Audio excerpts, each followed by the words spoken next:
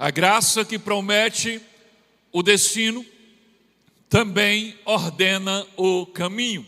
Se não fez sentido para você, tenha calma que vai fazer sentido. Hoje, finalmente, nós vamos concluir o capítulo 27, que é o penúltimo capítulo do livro de Atos. Então, a partir do próximo domingo, nós já vamos estar no último capítulo do livro de Atos, ou seja, já estamos vivendo as últimas mensagens desta série. Hoje nós vamos estudar do versículo 27 ao versículo 44 do capítulo 27 de Atos. Eu peço a sua completa atenção e reverência para a leitura bíblica que vamos fazer agora. Este é o texto base, é daqui que vamos tirar as lições. Então essa é a parte mais importante dessa mensagem. Então, com toda a reverência, com toda a atenção, acompanhe a leitura na tela, por favor. O texto diz o seguinte.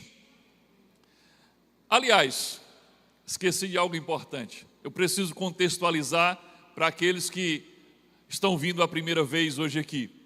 Esse texto que nós vamos ler conta a história de Paulo sendo levado como prisioneiro para Roma, onde ele vai ser julgado pelo imperador César. E essa viagem está acontecendo de navio, ele está como prisioneiro, sob supervisão e custódia do centurião romano e de outros soldados. E haviam outros prisioneiros sendo levados com Paulo também. Mas este não era um navio de prisioneiros, era um navio cargueiro que estava de Alexandria, que estava indo com uma carga de trigo. E o centurião pega carona nesse navio, tinham 276 pessoas nesse navio, e Paulo mais alguns prisioneiros sendo levados sob custódia por um centurião romano.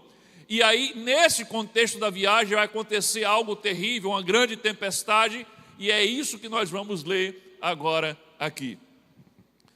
Então, o versículo 27 diz assim: na 14ª noite, ainda estávamos sendo levados de um lado para o outro do mar Adriático, quando por volta da meia-noite, os marinheiros imaginaram que estávamos próximos à terra.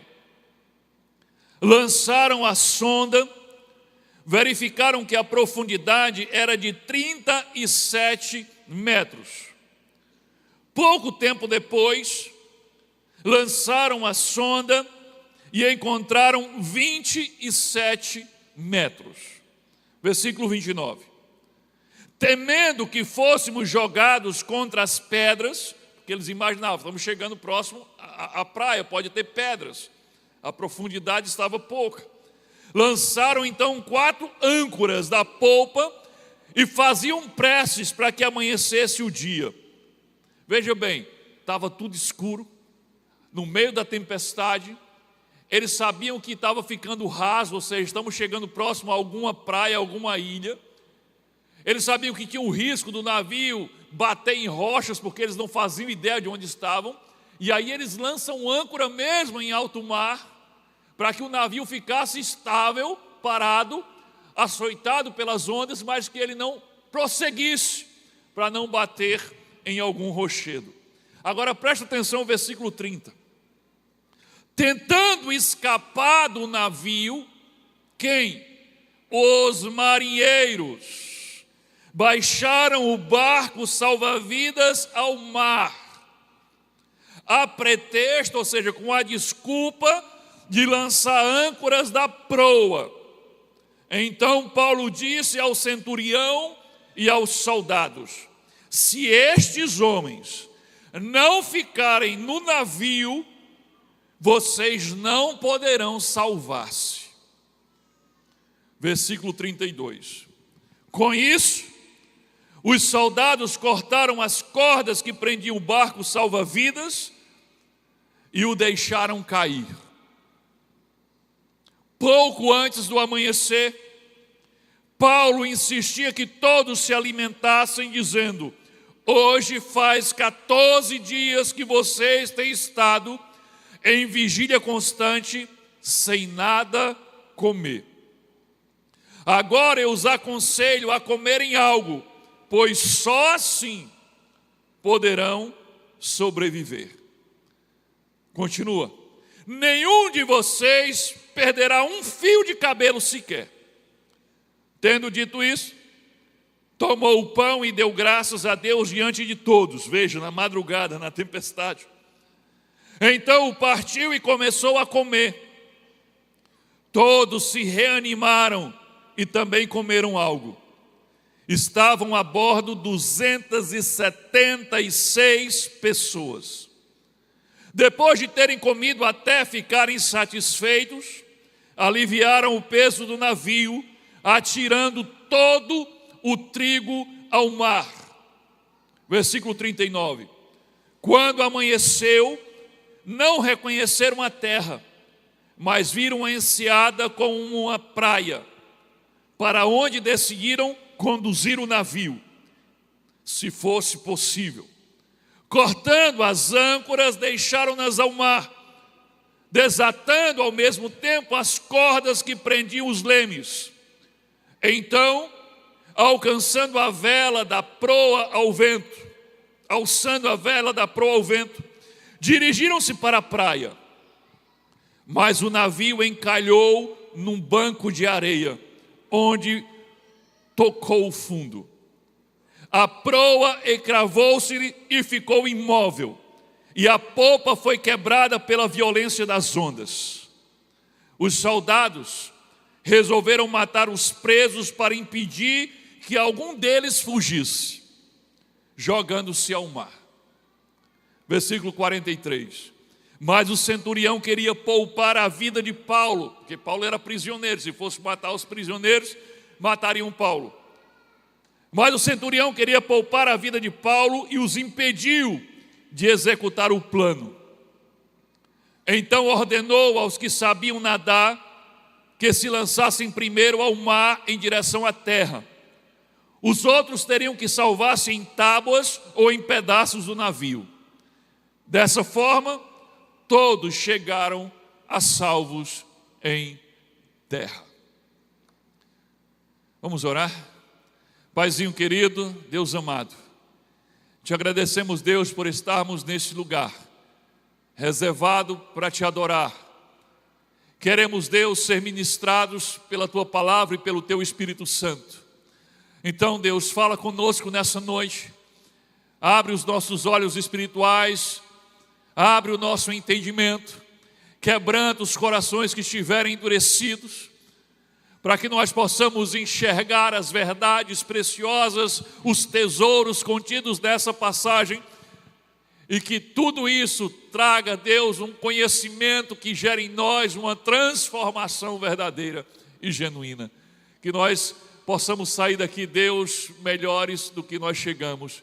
Para isso pedimos que o teu Espírito Santo seja o nosso professor nessa noite, e que o Senhor fale conosco, porque é por isso que estamos aqui. Essa é a nossa oração, no nome precioso de Jesus Cristo. Amém.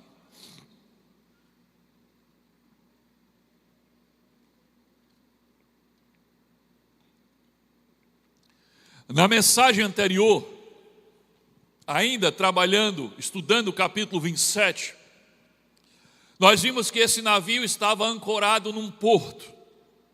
Antes de toda essa tormenta que nós lemos, esse navio estava em segurança, ancorado num porto chamado de Bons Portos.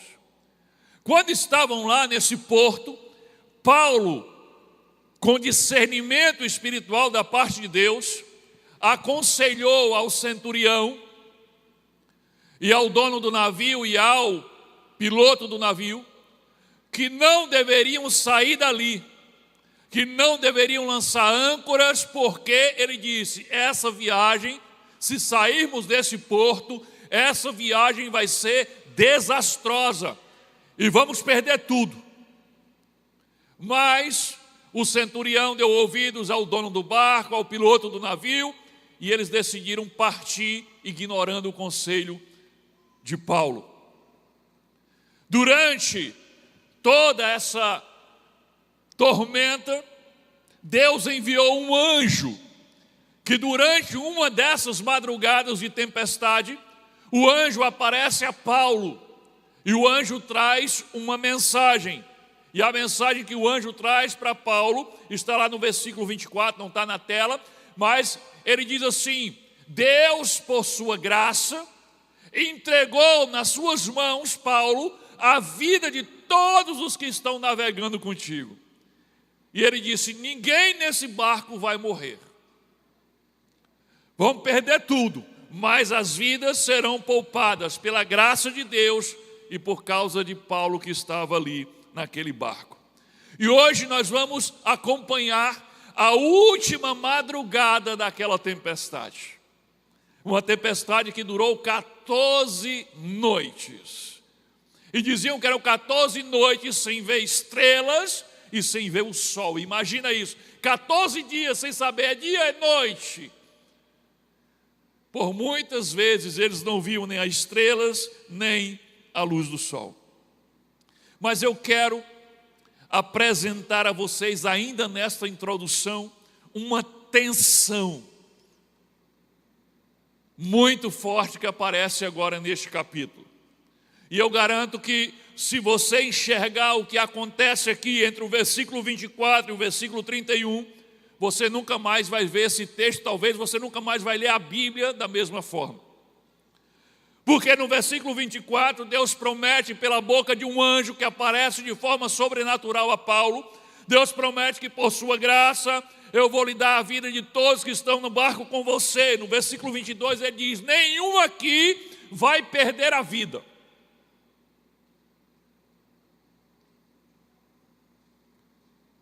Promessa dada. Agora você continua lendo e 6 versículos depois é madrugada. O navio está ancorado, não mais no porto, mas em alto mar, como eu expliquei. Na madrugada, com medo do navio bater em rochas que eles talvez imaginassem que teriam. O navio está ancorado, sendo açoitado violentamente por ondas, esperando desesperadamente. Diz que eles faziam preces para que amanhecesse logo o dia, para eles verem se tinha terra, se era uma praia, o que era que tinha à frente. E aí diz que os marinheiros armaram uma fuga. Os marinheiros, os que comandavam o navio, armaram uma fuga e começaram a descer o bote salva-vidas ali na lateral do navio para poder cair fora, na esperança de sozinhos se salvarem. E aí Paulo fala uma frase que parece contradizer a promessa que ele tinha recebido de Deus. Porque aí Paulo diz assim ao centurião: se estes homens, que são os marinheiros, se estes homens não permanecerem no barco, vocês não poderão salvar-se. Você percebe o conflito? Você percebe a tensão aqui? Como assim, Paulo? Como assim eles não poderão salvar-se? Não havia uma promessa da parte de Deus dada pelo anjo que ninguém aqui vai morrer? A promessa não estava dada, não estava selada, não estava garantida? Como é agora que a promessa de Deus depende de marinheiros ficarem no barco? Essa é a tensão entre a soberania de Deus e a responsabilidade humana. E essa tensão permeia toda a Bíblia.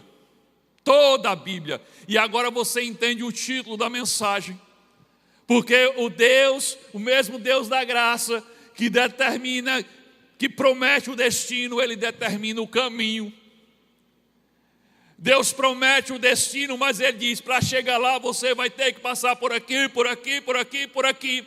Existe uma obediência que Ele exige. Essa obediência não torna você merecedor, mas sem ela você não alcança o que Deus prometeu, que Ele está dando pela sua graça. E as pessoas, por não entenderem essa tensão entre a promessa e a responsabilidade que Ele dá para os homens, os crentes vivem brigando, uns com a bandeira da soberania, outros com a bandeira da responsabilidade humana, mas as duas coisas estão na Bíblia o tempo todo.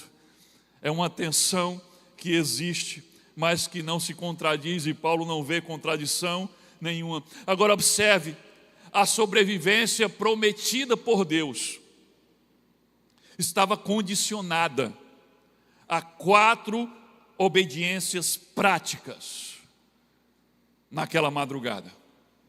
Primeiro, eles tinham que ficar no navio, ninguém podia sair do navio, até que fosse dada a ordem. Segundo, tinham que cortar a corda daquele bote salva-vidas, que era um bote de fuga.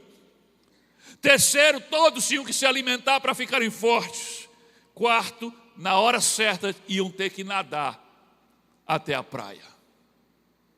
Havia uma promessa, mas essa promessa estava condicionada a essas 4 obediências. E nessas 4 obediências, hoje nós vamos ver 4 lições que vão com certeza confrontar, mas também edificar as nossas vidas. Então a pergunta que vamos responder hoje é a seguinte: quais lições podemos aprender com a última madrugada da tempestade de Atos 27?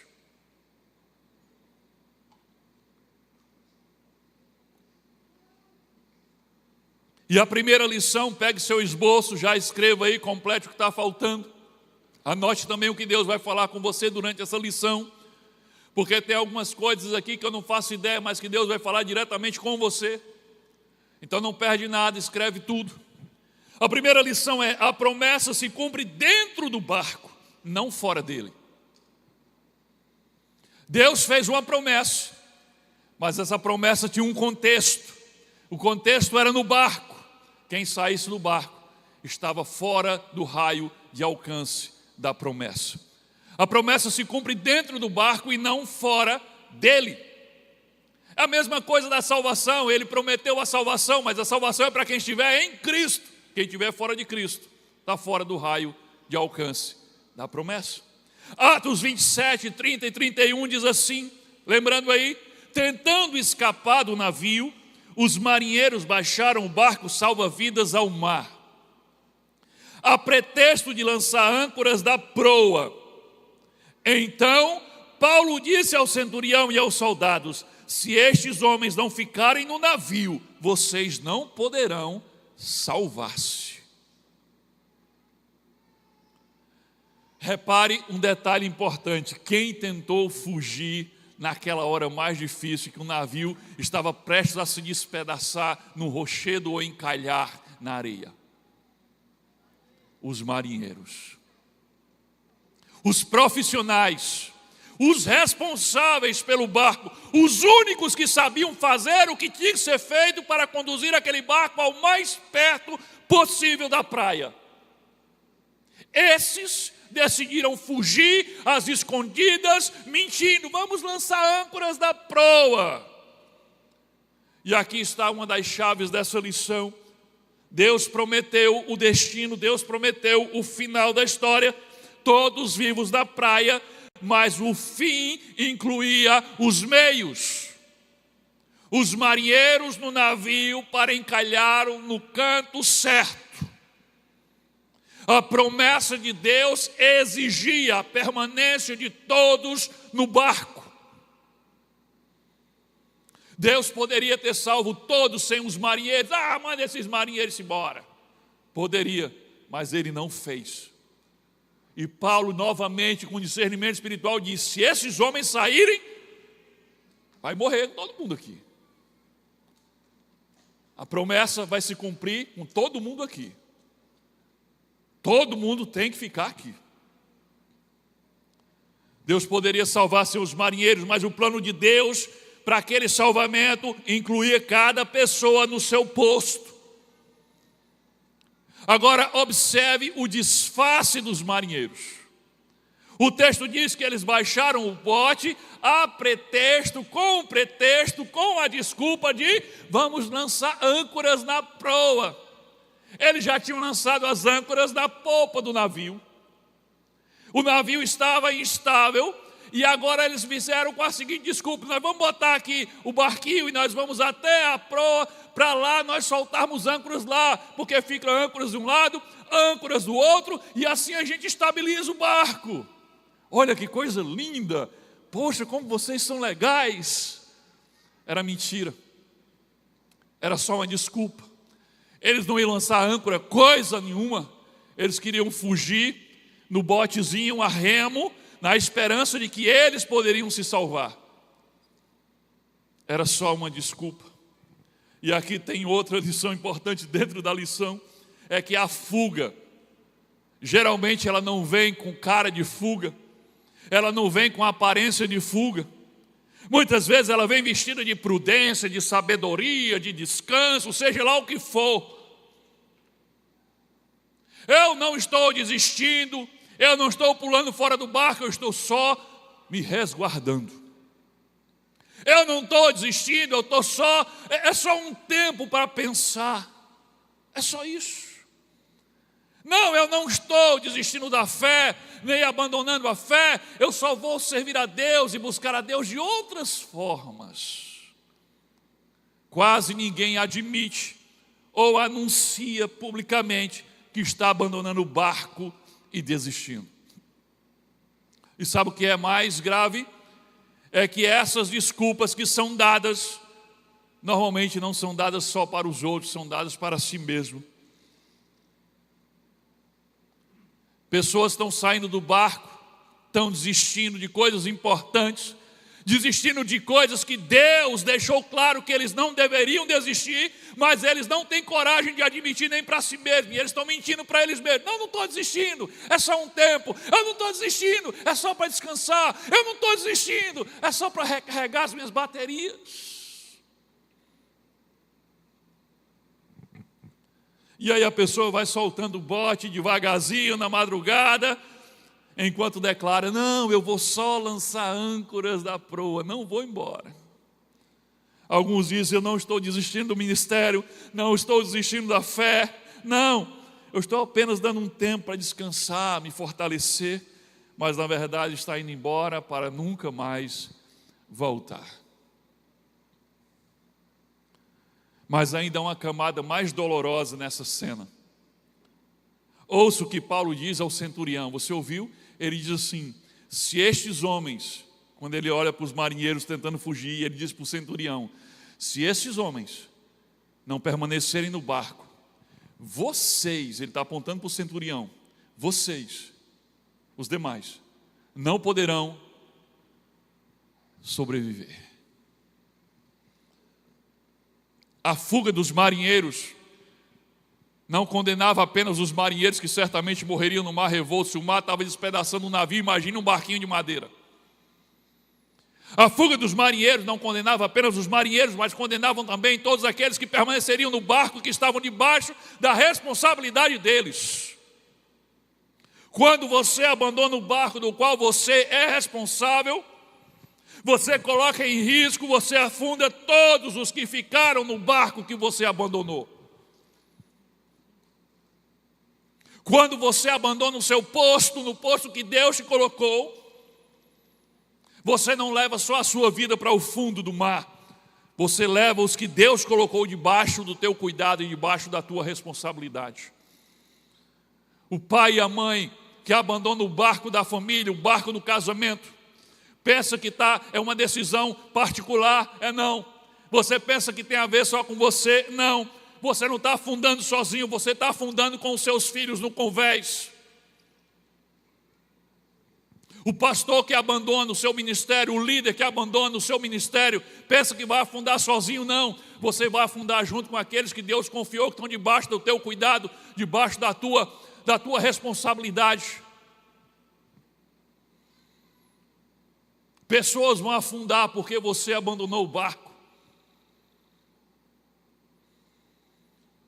O membro da igreja que abandona o barco, ele pensa, eu não tenho nada a ver, eu não sou o piloto do barco, eu não sou o marinheiro.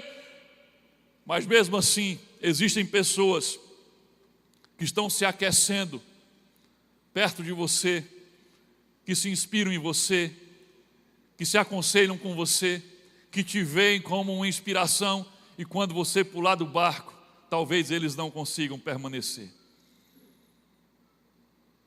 A sua permanência no barco que Deus mandou você ficar, no posto que Deus te deu, não é um assunto particular só entre você e Deus. Nunca é. Tem gente cuja sobrevivência depende de você continuar no seu posto. E reparem num detalhe cruel dessa cena. Os marinheiros estavam tentando fugir na madrugada, mas não era qualquer madrugada, era a última madrugada daquela tempestade. Pouco antes do amanhecer. Eles não faziam ideia, mas eles estavam tentando fugir de algo que já estava terminando. Era a 14ª noite, a última noite da tempestade. Se eles tivessem conseguido fugir, teriam morrido poucas horas antes do livramento, mas não faziam ideia.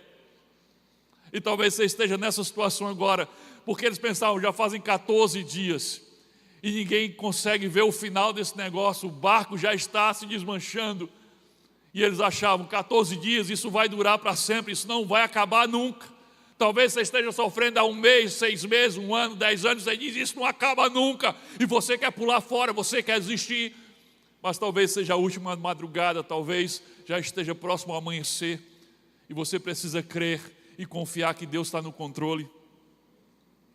Quanta gente tem abandonado o barco na véspera do amanhecer, por não confiarem que Deus está cuidando de tudo, mesmo depois dele ter deixado claro que Ele está cuidando de tudo. Desiste do casamento no ano da restauração, desiste da igreja no mês do avivamento, desiste do chamado na última tempestade, interrompe o tratamento quando a cura já estava dobrando a esquina. Deixe-me ser direto com você. A promessa foi para quem fica no barco. Você tem que permanecer no barco que Deus mandou você ficar. Não é qualquer barco, porque existem barcos que claramente Deus disse, fica nele. O barco da família, o barco da fé. São barcos que Deus com certeza diz para você, não pula fora. Não desista. Mas tem gente que está orando, pedindo a Deus pela restauração do barco, enquanto desce a cordinha do bote para sair fora. Alguns já estão até fora, lá no alto mar, dentro do barquinho, olhando para o navio, dizendo, Senhor, restaura o navio. E você fora. Pedindo a restauração do casamento, enquanto você já está fora. Pedindo a restauração do seu PGM, o avivamento da igreja, e você é fora.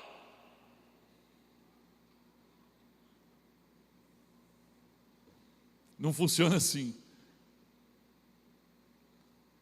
Agora vejo mais essa revelação.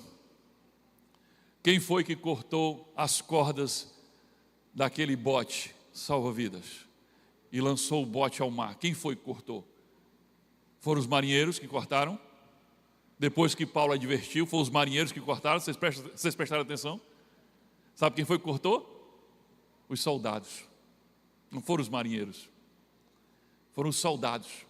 Paulo advertiu que aquela fuga iria colocar todo mundo em risco, e quem cortou as cordas foram os soldados.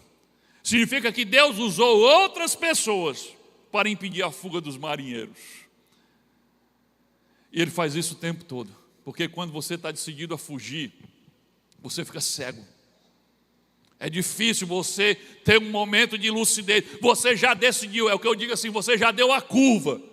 Quando eu estou aconselhando alguém que já tomou a decisão, e que eu percebo que eu estou falando e as minhas palavras estão batendo na cabeça dele, está caindo no chão, eu digo, olha, não adianta, você já deu a curva.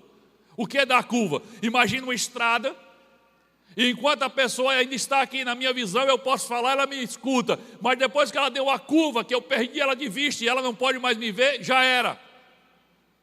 Normalmente quando você decide fugir e está descendo as cordinhas do seu bote, você já deu a curva, não há mais nada que possa convencer você. E aí Deus precisa levantar alguém para cortar as cordas do seu bote.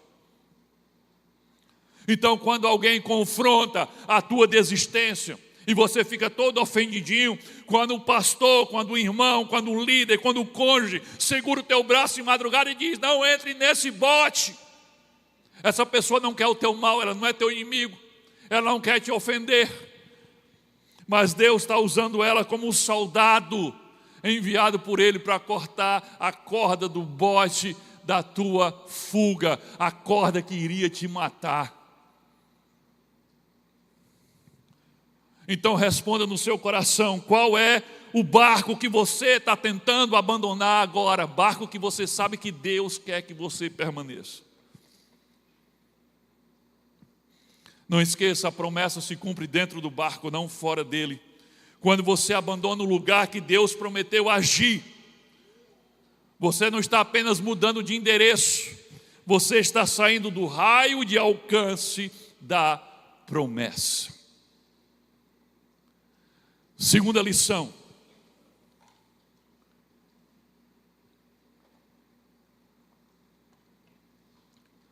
Quem guarda um plano B ainda não se entregou completamente ao plano de Deus. Quem guarda um plano B ainda não se entregou completamente ao plano de Deus. Atos 27, 32.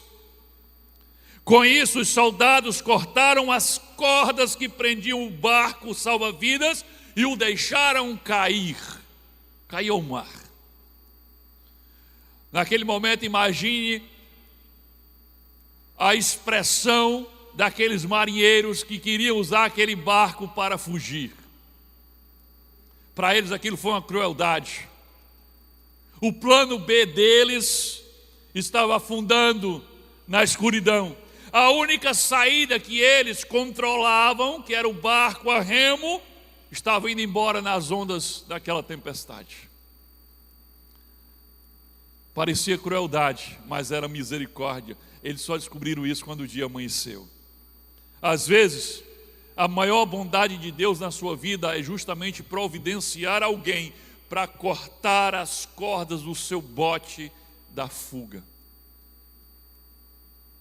Na hora vai parecer crueldade, na hora você vai ficar com raiva dessa pessoa, mas depois você vai entender que foi misericórdia da parte de Deus.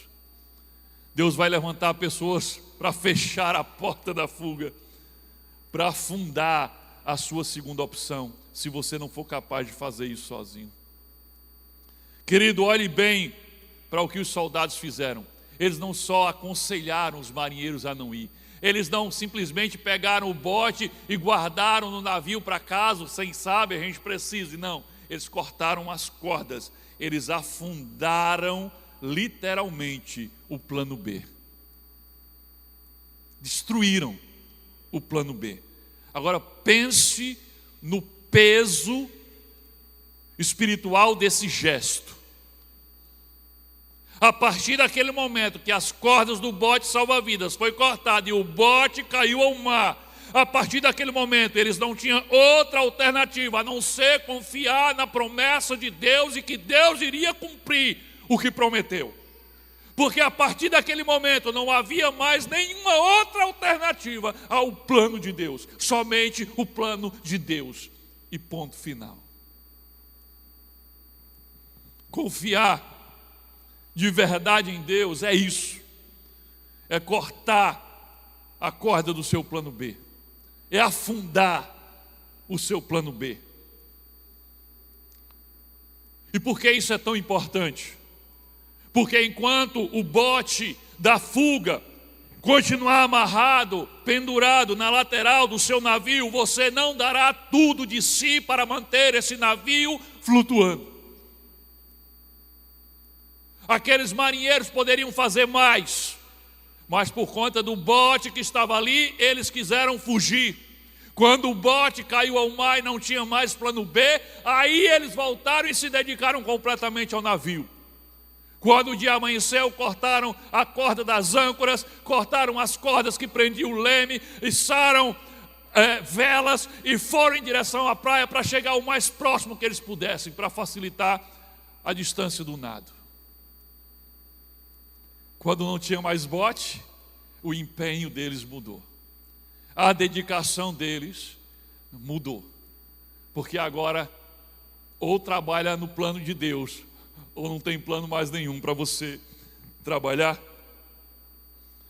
Você está no casamento, imagine o seu casamento como este navio.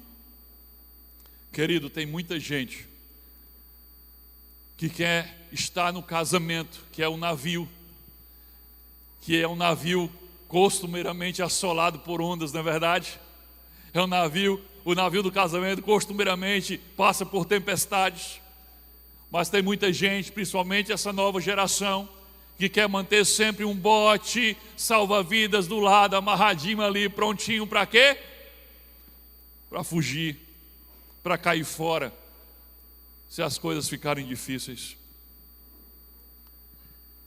Tem casais nessa nova geração que se casaram, mas mantêm tudo separado. É incrível, eles mantêm tudo separadinho. Por quê? Porque se não der certo, fica muito mais fácil cada um ir para o seu lugar. Querido, não é assim que se faz parte de um casamento. Jesus disse lá em Mateus 19, diz, porque não são mais dois, agora são apenas um. Casamento é você se misturar com o outro de uma forma tão intensa, que deixa de ser dois e passa a ser um. E essa mistura, ela é tão profunda, que não dá para separar esses dois sem arrancar o pedaço um do outro. Ah, mas se a gente tiver tudo misturado, for tudo junto e a gente for separar, vai ser um problemão. E é para ser mesmo. É para arrancar o pedaço do outro. Porque não é para separar, entendeu? Por isso que a Bíblia diz, os dois deixam de ser dois e passam a ser um só. Não, mas vamos manter tudo separado, porque fica mais fácil a fuga. É um bote salva-vidas do lado. Enquanto o bote estiver lá, você não vai fazer tudo o que tem que fazer para esse navio continuar flutuando. Tem alguns casais nos dias de hoje, não todos que fazem isso, fazem por esse motivo, mas muitos recusam-se a ir no cartório e fazer um casamento civil. Sabe por quê? Porque eles querem facilitar a fuga. E depois de assinar um papel no cartório diante da lei dos homens, fica mais difícil fugir. Tem muitos que não se casam no civil por esse motivo. Vem com as desculpas de amarelo. Mas no fundo, eles querem manter um botezinho, um salva-vida prontinho, facilitado a fuga. Aí até diz assim, não, porque eu conheço fulano de tal, que era junto 10 anos, inventou de casar, separou. Eu disse, olha que coisa linda. Aí ele separou porque casou. Pronto. Lembra? Não, eu não vou fugir, eu vou só lançar a âncora da proa. Pretexto, desculpa, barco do lado, esperando para fugir. Cuidado, querido. Tem gente que está na igreja, frequenta há anos, mas faz de tudo para não criar raízes, não assume ministério, não aceita função de liderança, não entra num pequeno grupo, não se deixa conhecer de verdade por ninguém. Por quê? Facilitar a fuga. Porque na primeira decepção que eu tiver, na primeira correção pastoral que eu não gostar, na primeira mudança que não me agradar, eu pulo fora do navio. Eu desço meu botezinho e vou embora, e vou atracar em outra igreja, onde também vou pendurar o meu botezinho do lado. Não quero me envolver, deixa eu aqui no meu cantinho, vou ficar aqui. E ele tem as desculpas dele, não, eu não quero me envolver agora, eu quero só um tempo para ser ministrado. Aí 1 ano, 5 anos, 10 anos, mas na verdade é o botezinho amarrado do lado do navio. Tem gente que já trocou de igreja 3, 4, 5, 10 vezes. E nunca percebeu que o problema não eram os navios. O problema é que o seu coração sempre estava no bote. E porque o seu coração estava no bote, você nunca deu de si o suficiente para fazer aquele navio continuar flutuando. E o pior é gente que creu em Jesus, mas continua com o coração no bote da fuga. Esse é o pior de todos. Nunca creu em Jesus. Ele diz, eu creio em Jesus. Não, eu fiz, sabe aquela oração que o pastor Micaías faz no final do culto de entrega? Eu fiz aquela oração. Mas é melhor não levantar a mão. Porque, a gente não sabe. Creu em Jesus, mas nunca desceu as águas do batismo. Toda vez que tem batismo, ele tem uma desculpa.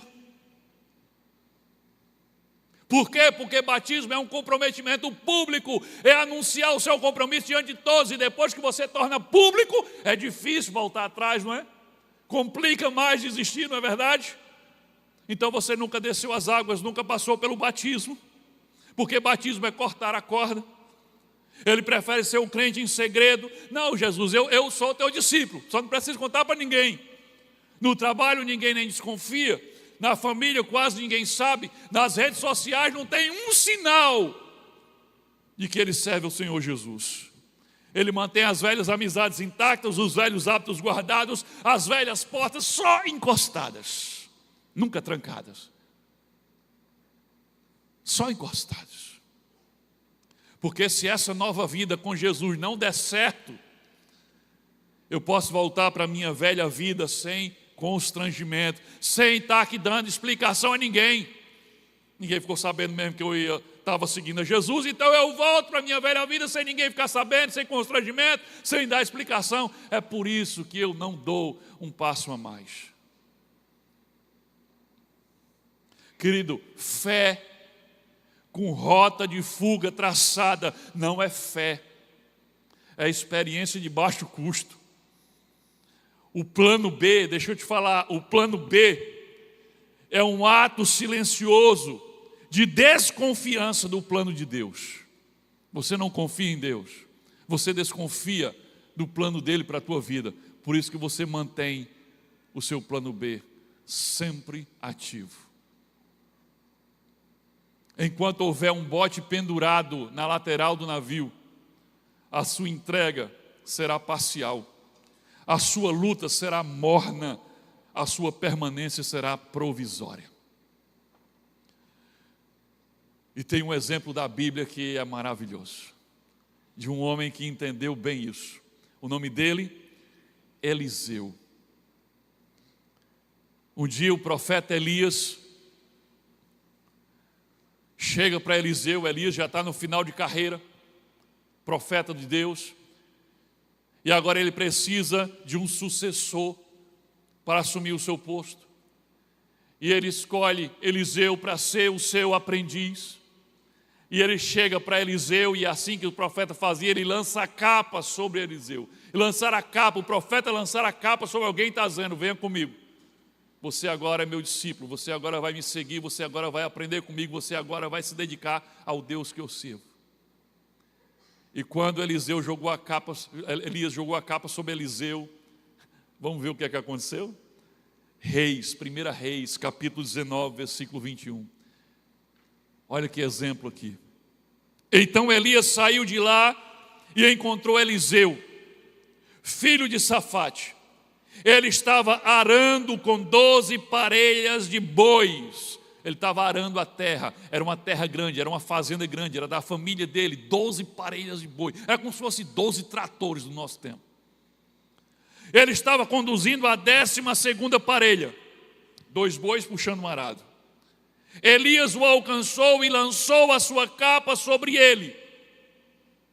Eliseu deixou os bois e correu atrás de Elias. Elias lançou a capa e foi embora.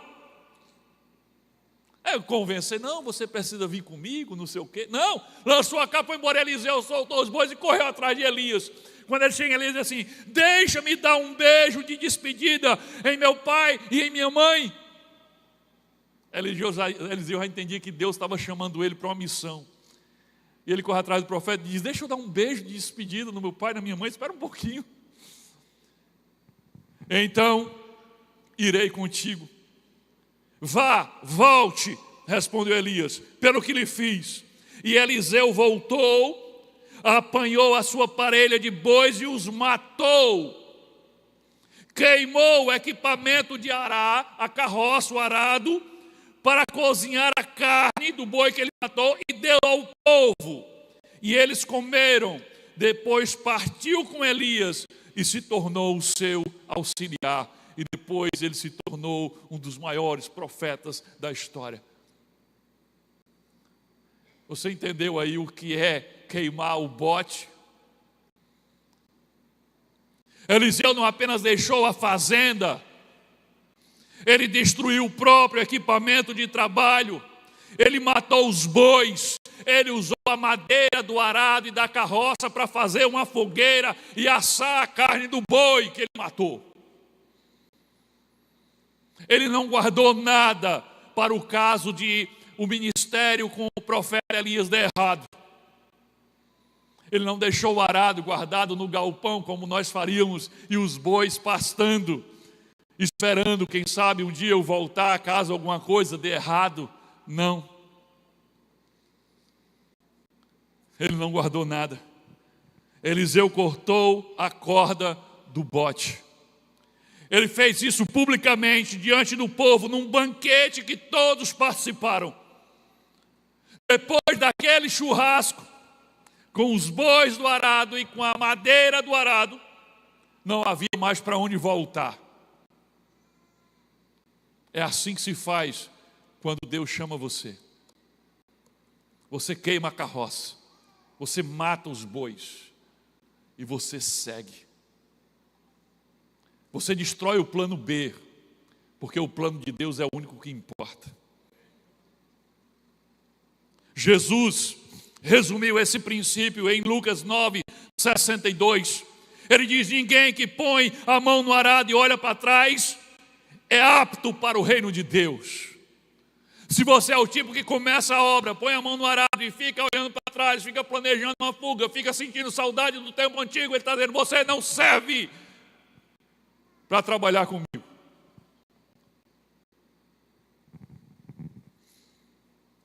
Querido, identifique as cordas do seu bote.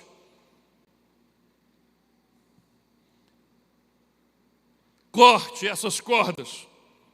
E cortar essas cordas na prática é tirar da sua mesa a opção de desistir. E então me responda, mas só na sua mente: qual bote ainda está pendurado na lateral do seu navio? E o que é que está impedindo você de cortar essas cordas? Terceira lição. Alma desnutrida não tem forças para nadar até a promessa.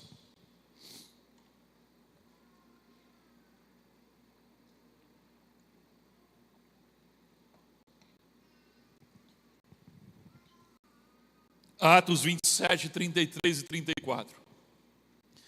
Pouco antes do amanhecer, Paulo insistia que todos comessem algo, dizendo: hoje faz 14 dias que vocês estão em vigília constante, sem comer nada. 14 dias que aquele povo não comia nada. Agora eu os aconselho a comer alguma coisa, porque só assim poderão sobreviver. Nenhum de vocês perderá um fio de cabelo sequer. A tensão, aquela tensão que eu falei na introdução, voltou aqui, você percebeu? A sobrevivência prometida por Deus, garantida por Deus, agora depende de comer pão. Sim, depende. Porque dali a algumas horas, aqueles homens teriam que nadar no mar revolto, e ninguém consegue nadar no mar revolto com 14 dias de fome.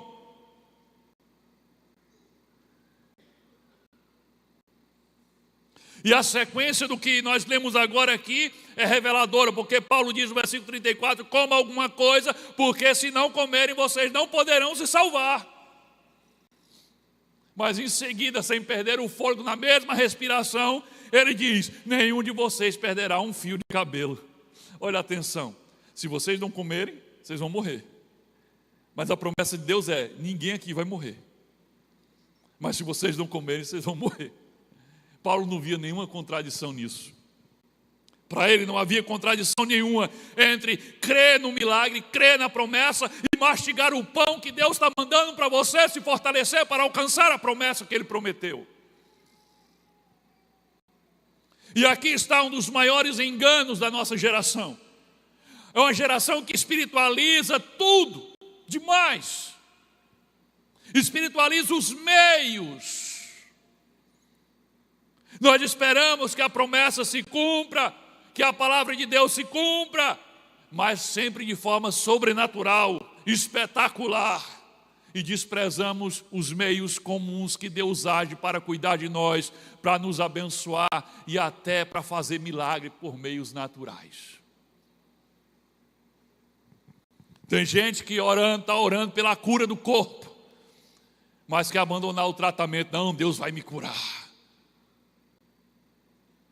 Porque ele acha que ele é a última Coca-Cola do deserto, a última bolacha do pacote. Deus vai mandar um anjo do céu, vai ser sobrenatural a minha cura. Mas quem disse que tem que ser sobrenatural? Tem gente orando para uma cura emocional, está totalmente desestabilizado emocionalmente, está orando por uma cura, mas despreza um acompanhamento, despreza um aconselhamento, despreza uma terapia. Não, Deus vai me curar. Está pedindo a Deus a aprovação num concurso ou no Enem, mas se recusa a abrir um livro e estudar. Não, porque Deus vai me fazer passar. Está orando por um emprego, mas não entrega um currículo, não sai batendo nas portas, mas Deus vai abrir as portas. Querido, Deus pode agir por meios sobrenaturais, claro que Ele pode, mas quase sempre Ele escolhe usar os meios naturais.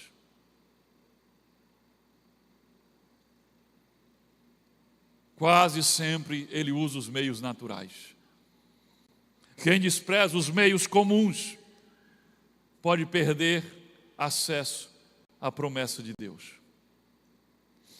A única coisa sobrenatural que aconteceu naquele navio, no salvamento daquelas 276 pessoas, daquela tempestade, a única coisa sobrenatural que aconteceu ali foi o anjo aparecer para Paulo, com a promessa de que todos iriam ser salvos.